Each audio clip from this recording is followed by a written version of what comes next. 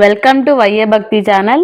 ఈరోజు వీడియోలో ఆంధ్రప్రదేశ్లోని గుంటూరు జిల్లా పెద్దకాకానీలో ఉన్న ప్రసిద్ధమైన శ్రీ మల్లికార్జున స్వామివారి ఆలయం గురించి తెలుసుకుందాం. ఈ ఆలయం ప్రాచీన శైవ క్షేత్రంగా భారతీయ మరియు పౌరాణిక చరిత్రలో ప్రసిద్ధి చెందింది. పురాణం ప్రకారం ఇంద్రకీలాద్రికి విజయవాడలో కనకదుర్గమ్మ కొలువైన కొండ మధ్య గల ఒక సుందరమైన వనంలో పూర్వం ఒక సిద్ధయోగి చాలా కాలం పరమేశ్వరుడి గురించి తపస్సు చేయగా పరమేశ్వరుడు ప్రత్యక్షమయ్యాడు.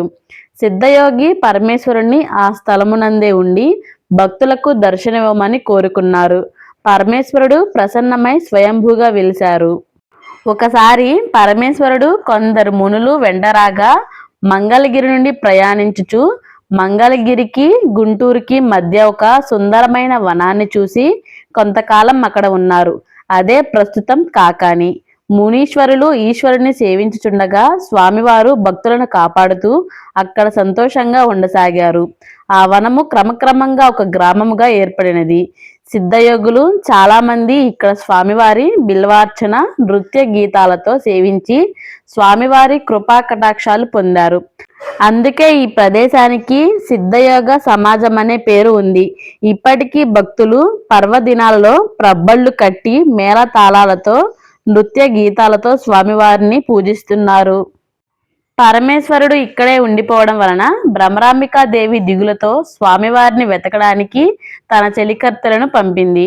వారు ఇక్కడ స్వామివారిని చూసి భ్రమరాంబికాదేవికి వార్తను తెలియజేశారు. ఈశ్వరుడు కూడా తన స్థానానికి చేరుకోవాలని నిర్ణయించుకుని తన భక్తుడికి ఇచ్చిన మాట ప్రకారం వారిని కాపాడడానికి ఇక్కడ శివలింగ రూపంలో స్వయంభూగా వెలిచారు. తర్వాత కాలంలో భరద్వాజ మహర్షి అనేక తీర్థాలను సేవిస్తూ ఇక్కడికి వచ్చి ఇక్కడున్న శివలింగాన్ని చూసి పూజలు చేశారు. ఈశ్వర సంకల్పం వలన ఆయన అక్కడ ఒక యజ్ఞం చేయాలనుకున్నారు. వెంటనే అనేక ఋషులందరినీ ఆహ్వానించి యజ్ఞశాలను నిర్మించి యజ్ఞాన్ని మొదలుపెట్టారు. యజ్ఞగుండంలో అగ్ని ప్రజ్వలింపజేసి అందులో దేవతలకు ఆహుతులను సమర్పిస్తారు. భరద్వాజుడు అలా ఆహుతులను సమర్పిస్తున్న సమయంలో ఒక కాకి అక్కడికి వచ్చి దేవతలకు సమర్పిస్తున్న ఆహుతులను తాను తినసాగింది. యజ్ఞం భగ్నమవుతుందనే వేదనతో భరద్వాజ మహర్షి ఆ కాకిని సంహరించబోయాడు. అప్పుడు ఆ కాకి మనుష్య భాషలో ఇలా చెప్పింది: ఓ మహర్షి, నేను కాకాసురుడనే రాక్షసుడును. బ్రహ్మ ఇచ్చిన వరం చేత దేవతలకు ఇచ్చేటువంటి హవిస్సులను నేను భక్షించవచ్చు. నువ్వు నన్నెందుకు సంహరిస్తావు? నీ యజ్ఞం సఫలం కావాలంటే నేను ఒక ఉపాయం చెబుతాను. నువ్వు పవిత్రమైన జలాలతో పవమాన అగమర్షణ సూక్తులు చదువుతూ అభిషేకించిన నీరు నా మీద జల్లు. పూర్వం ఒక ఋషి ఇచ్చిన శాపం వల్ల నేను ఈ రూపంలో ఉన్నాను.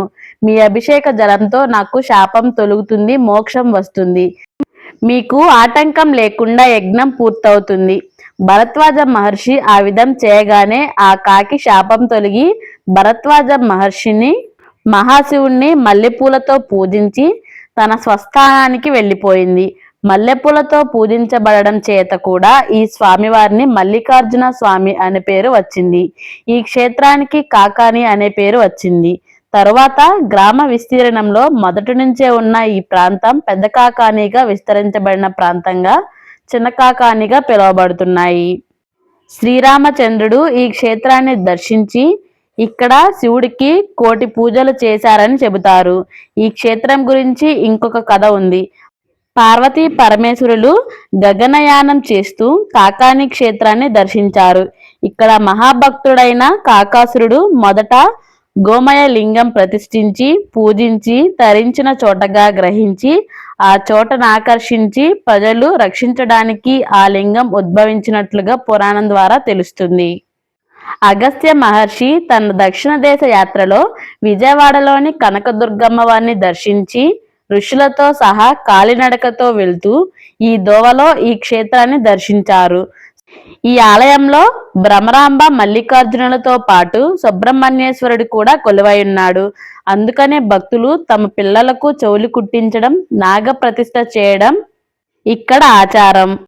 ఈ ఆలయ ప్రాంగణంలో రాహు కేతు గ్రహ మండపంలో గ్రహ పూజలు చేస్తారు. సర్పదోషాలున్నవారు ఇక్కడ ప్రత్యేకమైన పూజలు చేయించుకుంటారు. తర్వాత చాలా కాలానికి 1911లో కాకాని గ్రామస్తులైన కొల్లిపర్ర వెంకటరత్నం గారు ఈ ఆలయాన్ని పునర్ప్రతిష్ఠించారు. ఈ ఆలయంలో విఘ్నేశ్వరుడు, భద్రకాళి, వీరభద్రులు, పెద్ద నందీశ్వరుడు, శివతాండవ మూర్తి, మహిషాసుర మర్దిని, సుబ్రహ్మణ్యేశ్వర స్వామి, ఇతర దేవతామూర్తులను కళ్యాణ మండపంలో చూడవచ్చు. సంతానం లేనివారు, అనారోగ్య సమస్యలు ఉన్నవారు ఒక మండపంలో రోజు దీక్షతో స్వామివారికి 108 ప్రదక్షిణలు చేస్తే వారి కష్టాలు తొలగి కోరికలు నెరవేరుతాయని భక్తులందరి నమ్మకం. పాల పొంగలి నివేదన ఇక్కడ ప్రత్యేకత. పరవడి దినాలలో భక్తులు ఇక్కడే పాల పొంగలి వండి స్వామివారికి నైవేద్యంగా సమర్పిస్తారు. తాము ప్రసాదంగా తీసుకుంటారు. యజ్ఞాల బావి నుండి తీసుకున్న నీటిని త్రాగడం లేదా స్నానం చేయడం ద్వారా రోగాలు పోయి ఆరోగ్యం మంచిగా ఉంటుందని భక్తులందరి విశ్వాసం. ఈ ఆలయంలో ప్రతి సంవత్సరం శివరాత్రి ఎంతో ఘనంగా చేస్తారు. మీరు కూడా ఒకసారి ఈ ఆలయాన్ని దర్శించుకోండి. ఈ ఆలయంలో ఎలాంటి కోరికలు కోరినా తప్పకుండా తీరుతాయి. ఈ వీడియో మీకు నచ్చినట్లయితే మా వైఏ భక్తి ఛానల్ని సబ్స్క్రైబ్ చేసుకోండి. ఈ వీడియో చివరి వరకు చూసినందుకు హృదయపూర్వక ధన్యవాదాలు.